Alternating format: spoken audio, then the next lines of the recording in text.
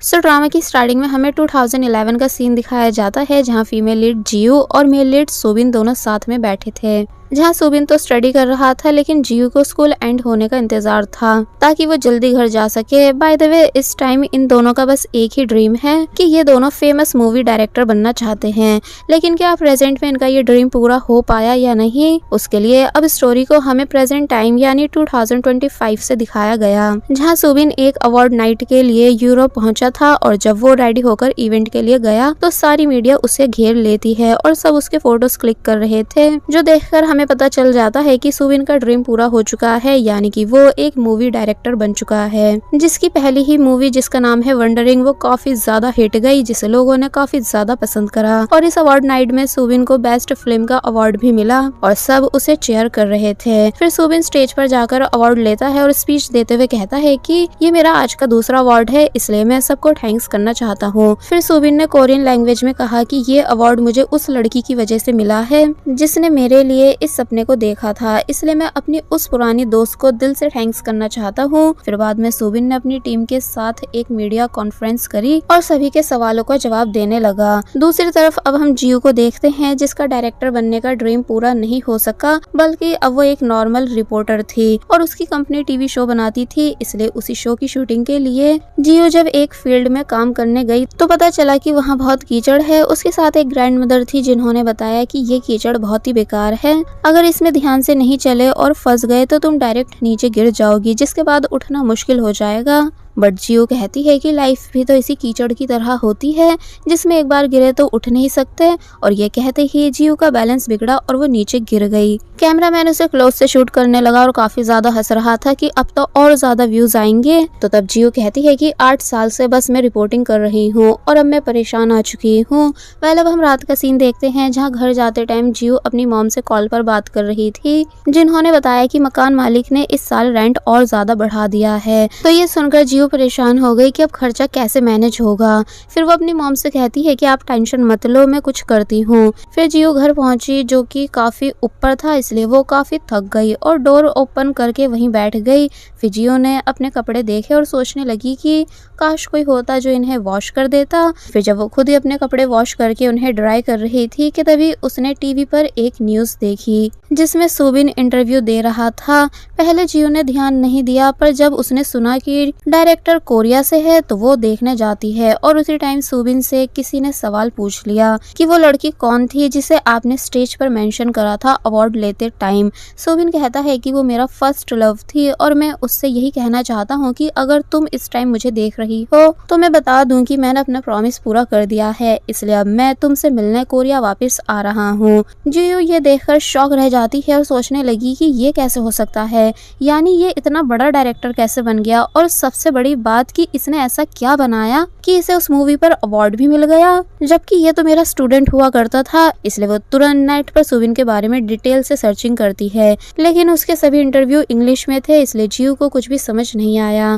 फिर वो परेशान होकर ये सोचने लगी कि अगर सोबिन मेरे सामने आ गया तो मैं क्या करूंगी, यानी अब मुझे क्या करना चाहिए, और फिर काफी ज्यादा डरने लगी। जिसके बाद ये सीन यहीं कट होता है और अब हमें नेक्स्ट मॉर्निंग का सीन दिखाया जाता है जहाँ सोबिन कोरिया पहुंचा था और वो काफी खुश नजर आ रहा था।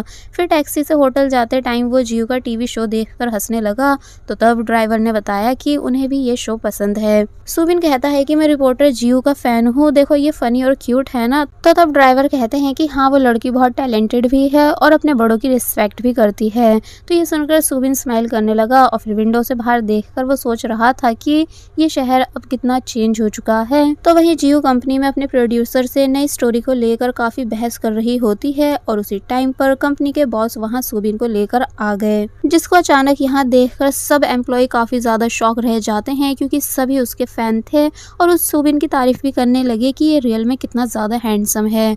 बॉस ने पूछा कि प्रोड्यूसर कहाँ है, तो तब एक लड़की कैबिन की तरफ इशारा करती है जहाँ उन्होंने प्रोड्यूसर और जियो को लड़ते हुए देखा और सोबिन उसे देखकर हंस रहा था, ये कहते हुए कि आज भी ये बदली नहीं। फिर प्रोड्यूसर ने बाहर देखा तो वो चुप हो गए और जियो को भी शांत होने को कहने लगे, लेकिन जब जियो ने सुबिन को देखा तो वो काफी बुरी तरह शॉक रह गई और तभी डर के मारे छुप गई कि भला ये यहाँ क्या कर रहा है। प्रोड्यूसर कहते हैं कि तुम ये क्या कर रही हो, तो वहीं बॉस प्रोड्यूसर को बुला रहे थे इसलिए वो चले गए। जियो को लगा कि शायद सुबिन भी चला गया होगा, लेकिन जब जैसे सुबिन टेबल के नीचे बैठकर जियो को हेलो करने लगा तो ये देखकर वो और ज्यादा घबरा जाती है, क्योंकि वो सुबिन से मिलना नहीं चाहती थी और इसी चक्कर में उसने अपने सर पर चोट मार ली। स्टोरी को अब हम काफी पीछे यानी 2011 से देखते हैं, यानी जब इन दोनों का स्कूल टाइम था, जहां जियो क्लास की विंडो से नीचे बच्चों की वीडियो शूट कर रही थी और तभी एक कार आकर रुकी जिसमें से सुबिन बाहर आया।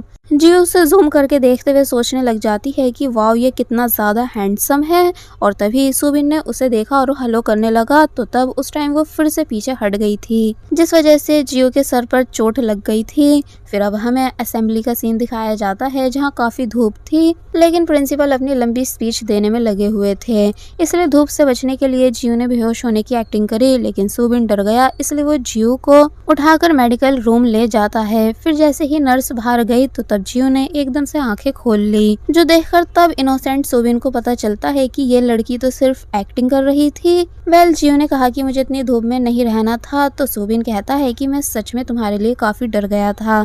जियो पूछती है कि वैसे तुम कौन हो, न्यू स्टूडेंट लग रहे हो, तो तब सुबिन ने बताया कि मैं सियोल से यहाँ आया हूँ क्योंकि मेरे फादर का यहाँ के हॉस्पिटल में ट्रांसफर हो चुका है। जियो कहती है कि अच्छा ऐसी बात है, फिर बोली कि मैं अब क्लास बंक करने जा रही हूँ, तो सुबिन भी उसके पीछे पीछे चला गया। दोनों ग्राउंड के पास बैठकर आइसक्रीम खाते हुए बातें करने लगते हैं। जियो पूछती है कि तुम्हारा ड्रीम क्या है, तो सुबिन कहता है कि मैंने कभी इस बारे में सोचा नहीं, लेकिन मैं शायद अपने फादर और ग्रैंडपा की तरह डॉक्टर ही बनूं। फिर उसने जियो से उसके ड्रीम के बारे में पूछा, तो जियो बताती है कि मुझे फिल्म डायरेक्टर बनना है और बहुत सारे पैसे कमाने हैं। तो ये सुनकर सुबिन ने कहा कि अच्छा इसलिए तुम सबकी वीडियो रिकॉर्ड करती रहती हो और मुझे भी इसलिए ही रिकॉर्ड कर रही थी। तो तब जियो स्माइल करने लगी। स्कूल के बाद सुबिन अपने डैड से मिलने हॉस्पिटल गया और तभी उसने जियो को हॉस्पिटल की टेरिस पर जाते देखा। जियो वहां सनसेट शूट करने गई थी, इसलिए कैमरा सेट करके वो वहीं बैठ गई और बैठे बैठे उसे नींद आ गई। सुबिन ने जब देखा कि जियो सो रही है तो उसे डिस्टर्ब नहीं करना चाहिए, इसलिए वो वहीं उसके उठने का वेट करने लगा। फिर तभी उसे भी बैठे बैठे नींद आ गई और अब जब रात में जियो की नींद खुली तो सुबिन को साइड में देखकर वो डर जाती है और एकदम से चिल्ला देती है। सुबिन भी चौंक कर उठ गया, तो जियो पूछती है कि आखिर तुम यहाँ क्या कर रहे हो, तो सुबिन ने बताया कि मैं अपने डैड से मिलने आया था, लेकिन जब मैंने तुम्हें देखा तो मैंने सोचा कि तुम्हें हेलो बोल दूं। जियो ये सुनकर रिलैक्स होती है और कहती है कि अच्छा तुम्हारे डैड यहाँ काम करते हैं।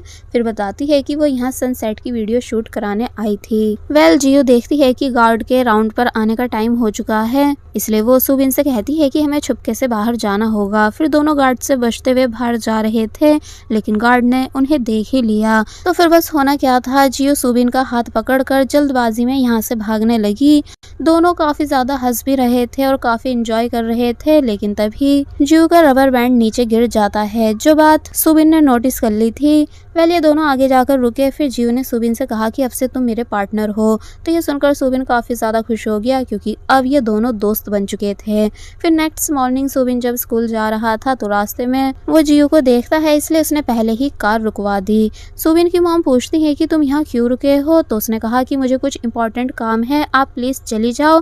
तो मॉम कहती है कि ठीक है, पर बस टाइम से स्कूल पहुंच जाना। और फिर तभी अपनी मॉम के जाने के बाद सुबिन देखता है कि जियो एक ग्रैंडमा की वीडियो रिकॉर्ड कर रही है। तो ये देखकर सुबिन उसकी हेल्प करने चला गया और उसने कहा कि हमें ग्रैंडमा के चेहरे पर थोड़ी शैडो लानी चाहिए जिससे वीडियो और अच्छी बने। तो तब जियो ने उसको ये काम दे दिया एंड सुबिन कुछ लीव्स से शैडो बनाता है। लेकिन तभी एक आदमी उठा और कहने लगा कि तुम लोगों के शोर की वजह से मेरी नींद खराब हो गई। वो आदमी काफी नशे में था और उसने ग्रैंडमा को धक्का भी दे दिया। इसलिए जियो गुस्से में कहती है कि तुम्हारी ये हरकत मैंने कैमरे में रिकॉर्ड कर ली है, अब मैं पुलिस को बताऊंगी। तो तब वो आदमी उस कैमरे को छीनकर फेंक देता है, लेकिन सुबिन ने टाइम से कैमरे को पकड़ लिया था। तो अब वो आदमी सुबिन के पास कैमरा लेने चला गया और उसने सुबिन को काफी बुरी तरह मारा एंड सुबिन बेचारा बस चुपचाप पिटता गया कि तभी ग्रैंडमा ने पुलिस बुला दी और पुलिस आकर उस आदमी को ले गई। सुबिन के काफी चोट आ गई थी, इसलिए जियो जियो सुबिन के चोट पर मेडिसिन लगाती है तो ये देखकर सुबिन को अच्छा लग रहा था। जियो कहती है कि वैसे तुम काफी स्ट्रांग हो, यानी इतनी मार खाने के बाद भी तुम्हारी एक आवाज नहीं निकली थी। लेकिन सुबिन बस चुपचाप जियो को ही देखता जा रहा था, क्योंकि बस उसे अच्छा लग रहा है ये देखकर कि जियो उसकी कितनी ज्यादा फिक्र कर रही है। इसलिए डायरेक्ट कहता है कि अब से मैं तुम्हें लाइक करूंगा और तुम्हारा ड्रीम पूरा करने में तुम्हारा साथ भी दूंगा। तो ये सुनकर जियो शॉक रह जाती है और फिर कहती है कि मैं तुम्हें लाइक करता हूँ ये तो सुना है, लेकिन मैं तुम्हें लाइक करूंगा ऐसा कन्फेशन मैंने पहली बार सुना है। तो तब सुबिन कहता है कि अब बस मुझे तुम्हें और अच्छे से जानना है। तो तब जियो भी स्माइल करने लग जाती है जैसे कि वो इस बात से खुश हुई हो। फिर सुबिन ने उसको नया रबर बैंड गिफ्ट करा। फिर इसके बाद दोनों ने अपनी लाइफ काफी एंजॉय करी और साथ में शूटिंग करते रहे, यानी दोनों चाहते थे कि वो दोनों साथ में एक मूवी डायरेक्ट करें जो कि काफी ज्यादा हिट भी हो। वेल अब सीन प्रेजेंट यानी 2025 में शिफ्ट होता है, जहां जियो सुबिन को एक खाली रूम में ले आई और उसने डोर बंद कर दिया, जबकि बाहर के लोग डोर खोलने की कोशिश कर रहे थे। लेकिन जियो डोर पर खड़ी रही तो सुबिन ने भी डोर बंद कराने में उसकी हेल्प करा दी। फिर जब वो लोग चले गए तो जियो ने सुबिन पर गुस्सा करना शुरू कर दिया कि अब तुम यहाँ क्यों आए हो। सुबिन कहता है कि मैं तुम्हारे लिए वापस आया हूँ क्योंकि मैं चाहता हूँ कि हम साथ में काम करें। लेकिन जियो मना करती है और कहती है कि मैं तुम्हारी शक्ल भी नहीं देखना चाहती, भले ही तुम टीवी पर बड़ी बड़ी बातें कर लो, लेकिन मैं तुम्हें माफ नहीं करूंगी। तो तब सुबिन उससे कहता है कि अभी तुम पहले ही जैसी रूड हो, लेकिन मैं सिर्फ तुम्हारे लिए ही यहाँ वापस आया हूँ। जियो गुस्से में वहाँ से चली गई और सुबिन स्माइल करते हुए सोचने लगा कि ये बिल्कुल भी नहीं बदली, सेम अभी भी पहले जैसी डेंजरस ही है, पर मुझे पसंद है। वेल जियो जब घर गई तो वो खाने का वेट कर रही थी और उसका दोस्त गियोन भी उसके साथ था। फिर ऑर्डर आया तो तब जियो थोड़ा रिलैक्स हुई और दोनों साथ में खाने लगे। फिर जियो पूछती है कि तुम ये डिलीवरी का काम कब छोड़ोगे, क्योंकि तुम तो एक एक्टर बनना चाहते थे ना। तो तब गियोन कहता है कि अभी तो यही काम है मेरे पास। फिर उसने जियो से सुबिन के बारे में पूछा तो तब जियो कहती है कि मुझे उससे बात नहीं करनी, पता नहीं वो क्यों वापस आया है। गियोन कहता है कि तुम भी तो डायरेक्टर बनना चाहती थी तो तुम उसकी हेल्प ले लो। लेकिन जियो ने कहा कि मैं उससे अब कोई मतलब नहीं रखना चाहती, वरना वो फिर से मेरा दिल तोड़ देगा। उसको बस मेरा फर्स्ट लव ही रहने दो, या फिर मेरी सबसे बड़ी गलती जो मुझे रिपीट नहीं करनी है। तो तब गियोन चुप हो जाता है। बाय द वे गियोन भी जियो का स्कूल टाइम का दोस्त है, इसलिए वो सुबिन को जानता है।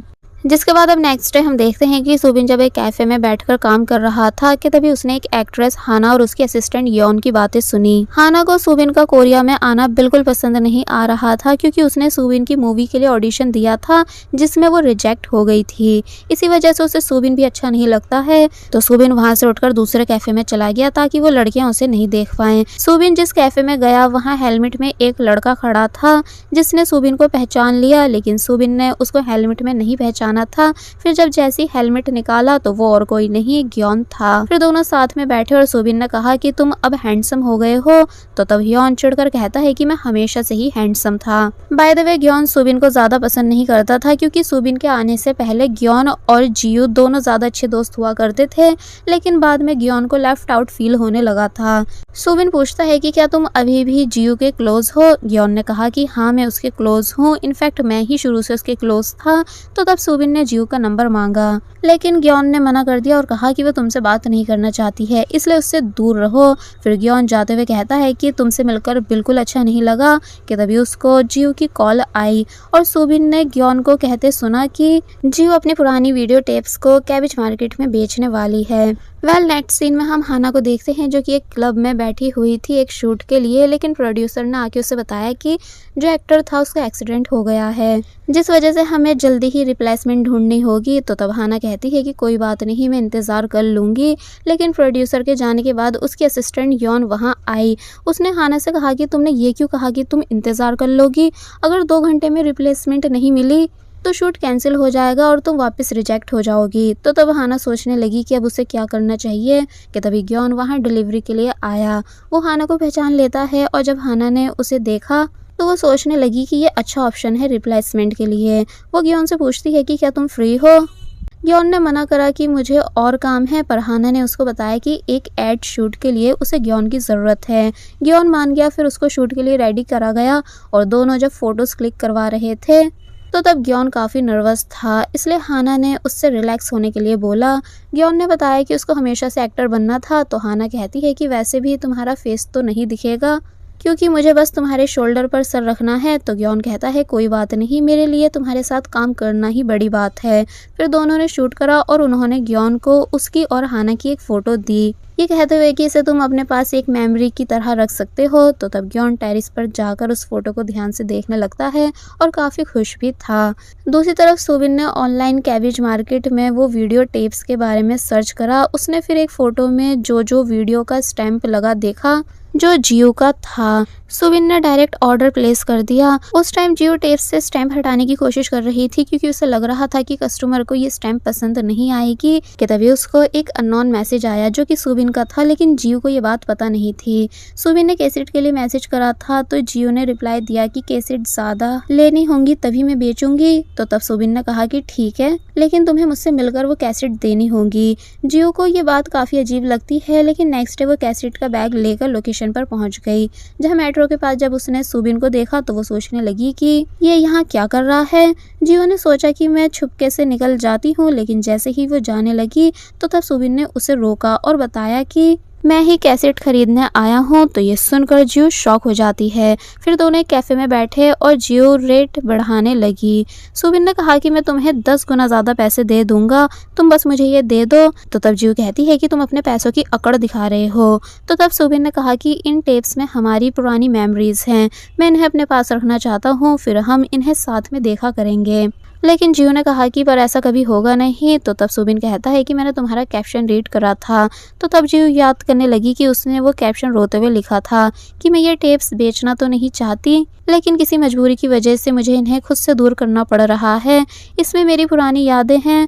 सुबिन के मुंह से ये बातें सुनकर जियो ऑकवर्ड हो गई और फिर उसने कहा कि पैसे दो, बकवास मत करो क्योंकि फिर मैं जा रही हूँ। तो तब सुबिन ने बैग से कुछ पेपर निकालकर टेबल पर रखे और जियो से कहा कि मैं चाहता हूँ कि हम साथ में इस स्टोरी को पूरा करें। जियो ने जब उस स्टोरी को देखा तो वो याद करने लगी कि इस स्टोरी को उसने सुबिन के साथ मिलकर लिखा था, जिसका टाइटल था ग्योनसंग लव स्टोरी। वो थोड़ा इमोशनल हो जाती है। तो तब सुबिन ने कहा कि इसकी एंडिंग हमें पूरी करनी चाहिए और मैं चाहता हूँ कि तुम ही इसकी एंडिंग पूरी करो। तो ये सुनकर जियो को गुस्सा आ जाता है और उसने कहा कि ये एंडिंग कभी पूरी नहीं होगी, यानी ये हमेशा अधूरी ही रहेगी। फिर उसने अपनी कॉफ़ी उन पेपर्स पर गिरा दी और वो वहाँ से चली गई। तभी बारिश शुरू हो जाती है। फिर सुबिन वहाँ अम्ब्रेला लेकर आया ताकि जियो भीगे नहीं। तो तब वो सुबिन से कहती है कि तुम्हें पता है ना कि मुझे बारिश बिल्कुल पसंद नहीं है, लेकिन फिर भी मैंने 15 दिनों तक तुम्हारा इंतज़ार करा था बारिश में रहकर, यानी मैं तुम्हारे घर के बाहर बैठी रहती थी और यही सोचती थी कि अगर मैं चली गई और तब तुम उस टाइम बाहर आए तो मैं तुम्हें देख नहीं पाऊंगी। फिर हम फ्लैशबैक का सीन देखते हैं जहां जियो काफ़ी दिनों तक सुबिन के घर के बाहर बैठी थी और जब सुबिन आया तो उसके बाद उनका ब्रेकअप हो गया था और जियो वहां से चली गई थी। उस टाइम भी सुबिन के हाथ में वो स्टोरी थी जो जियो और उसने लिखी थी। फिर प्रेजेंट में जियो ने कहा कि तुमने जो मेरे साथ करा है उसके लिए मैं तुम्हें कभी माफ़ नहीं करूंगी।